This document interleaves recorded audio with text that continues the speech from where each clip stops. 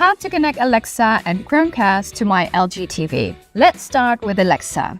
You can use Alexa voice control on your TV via your Magic Remote. To start, press the Alexa button on your remote and go through the user agreements required for voice control. Now, sign into your Amazon account. Go to the website or simply scan the barcode with your phone. Then, select Allow. Alexa on your TV is now connected. To use Alexa, simply press and hold the Alexa button on your Magic Remote and speak to it.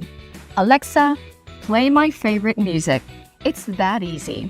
To use Chromecast, we need to make sure you're on the latest TV software update. Click Settings on your Magic Remote, go to Support TV Settings to update to the latest TV software and agree to the user agreement. Once that's done, click OK on the prompt and click Accept. Your LG TV now has Chromecast built into it. Now you can stream your favorite shows and movies from your mobile device tablet to your TV.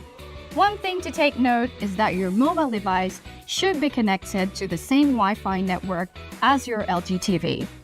To start watching from your mobile device to your TV, simply open a compatible app like YouTube and simply click the cast icon to share it on your TV.